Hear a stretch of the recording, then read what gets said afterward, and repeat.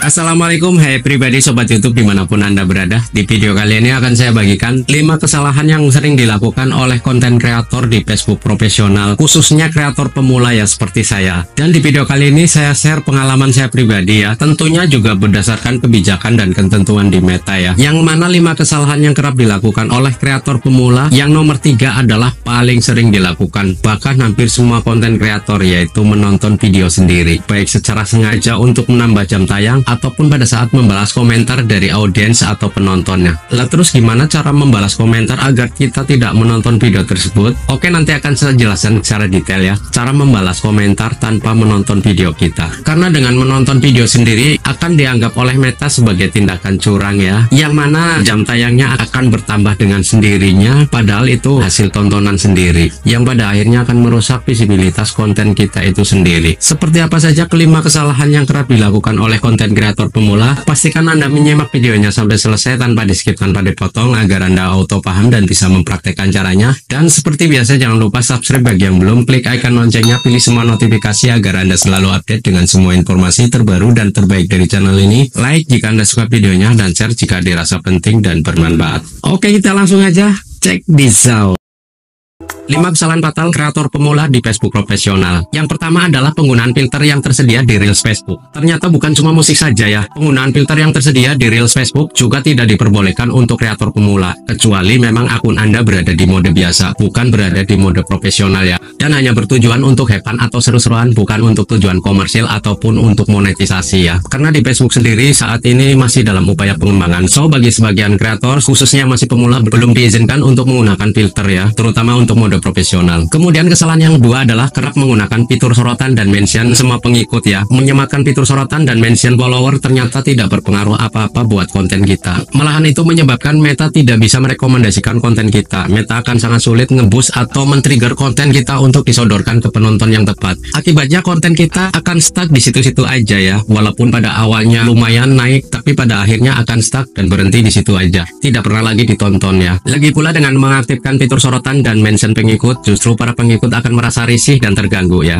Oke, yang ketiga adalah nonton video sendiri dan berkomentar di video sendiri. Nah, ini yang paling banyak dilakukan oleh kreator pemula, termasuk saya juga pernah ya, bukan pernah lagi, sering. Lantas kalau kita nggak boleh nonton video sendiri, bagaimana caranya kita membalas komentar dari orang lain? Yang mana mau nggak mau kita harus menonton video kita ya. Nah, agar kita bisa membalas komentar orang lain di video kita, tapi tanpa kita menonton video kita sendiri, caranya adalah kita jangan membalas komentar penonton melalui notifikasi ya. Kita bisa klik menu navigasi atau menu pengaturan yang ada di profil Facebook kita, kemudian kita klik menu dashboard profesional, lalu kita gulir ke bawah sampai menemukan fitur pengelola komentar. Nah, di situ kita bisa klik, lalu kita bisa lihat beberapa komentar ya, dari mulai komentar yang belum kita tanggapi atau kita balas, maupun riwayat komentar yang sudah kita tanggapi ataupun sudah kita balas sebelumnya ya. Karena dengan kita membalas atau menanggapi komentar dari para audiens atau penonton, itu sangat penting ya untuk menjaga interaksi dengan audiens agar visibilitas dan engagement video kita bagus, namun dengan cara yang benar, sehingga tidak merusak pertumbuhan konten kita ya, atau tidak merusak visibilitas video kita. Kesalahan yang keempat adalah membiarkan watermark dari brand tertentu atau platform lain seperti TikTok, CapCut, Snack Video, Smule, dan lain-lain tidak Anda hapus ya. Ini biasanya bagi Anda yang suka re-upload video, walaupun itu video Anda, tapi dari platform TikTok, kemudian Anda download lagi, lalu Anda upload ke Reels Facebook,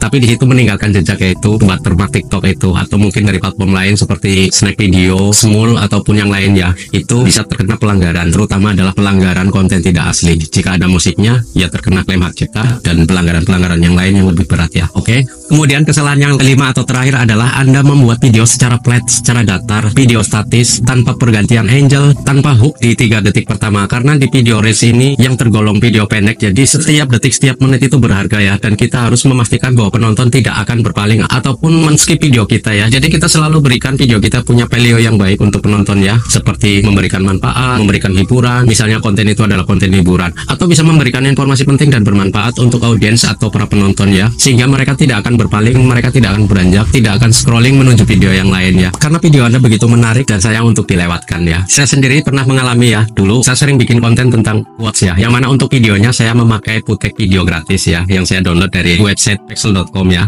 Tapi di situ saya cuma memakai videonya saja, kemudian diisi dengan lower text atau teks berjalan begitu ya, tanpa voice over ataupun suara saya langsung, cuma teks yang menunjukkan quotes ya, atau tulisan atau kata-kata quotes situ, sehingga akhirnya ditandai dengan konten tidak asli ya, atau original konten terbatas. Dan parahnya lagi, ketika saya memakai putek video yang saya download dari website pexel.com, saya tidak menampilkan muka, saya tidak menunjukkan suara saya sendiri, saya cuma menampilkan teks berjalan yang berisi quotes. Lebih parahnya di situ saya juga menambahkan musik ya, musik yang berlisensi, sehingga pelanggarannya double ya, yaitu pelanggaran konten tidak asli sekaligus pelanggaran hak cipta dari musik tersebut. Jadi bukannya tidak boleh kita memakai putek video yang kita download dari situs-situs tertentu ya, yang mana video tersebut juga bebas hak cipta. Namun jika tidak ada penambahan atau pengeditan atau penambahan nilai yang berarti, ataupun tidak menyertakan wajah kita ataupun suara kita, maka video tersebut akan dianggap sebagai konten tidak asli ya. Jadi permasalahannya bukan di putek videonya, tetapi tidak ada penambahan yang berarti, sehingga video itu terkesan statis, flat, dan tidak ada hook sama sekali ya. Jadi akan lebih bagus lagi ketika Anda menggunakan putek video dari situs-situs tertentu, Anda bisa tambahkan lapisan atau layer dengan video Anda sendiri yang menunjukkan suara dan wajah Anda. Yang demikian itu akan lebih aman dan lebih menambah nilai dan estetik ya. Parahnya lagi, masih banyak yang mengupload reel dengan gambar ataupun foto ya, bahkan dengan kumpulan foto yang dibikin secara slide atau tampil berurutan ya. Video seperti itu sama sekali tidak bisa dimonetisasi, karena yang diminta Facebook di reel ya video, bukan foto ya atau gambar. Dan ternyata setelah saya pelajari, Facebook itu simple, hanya minta dua aspek ya, yaitu video yang original dan natural ya. Nggak ribet dan nggak susah-susah kok. Video asli, suara kita, wajah kita asli, dan tanpa perlu embel-embel yang lain ya. Yang mana konsep ini sebenarnya sangat mendukung untuk kreator pemula yang masih belum mahir dalam hal pengeditan video ya. Jadi cukup simpel, Facebook cuma menginginkan original dan natural, seperti itu ya teman-teman. Oke, demikian tadi kelima kesalahan yang kerap dilakukan oleh konten kreator pemula di Facebook profesional, dan saya harap setelah Anda mengetahui kelima kesalahan tersebut, Anda bisa meninggalkannya agar terhindar dari beberapa pelanggaran ataupun beberapa hal yang bisa berakibat fatal di akun Anda ya. Semoga bermanfaat dan bisa Anda praktekkan, dan seperti biasa jangan lupa subscribe bagi yang belum, klik icon loncengnya, pilih semua notifikasi agar Anda selalu update dengan semua informasi terbaru dan terbaik dari channel ini. Like jika Anda suka videonya, dan share jika dirasa penting dan bermanfaat. Berhubung masuk waktu azan maghrib untuk wilayah Bandar Lampung dan sekitarnya, saya pamit undur diri dan mohon maaf jika ada kekurangan di video ini. Saya akhiri, wassalamualaikum warahmatullahi wabarakatuh.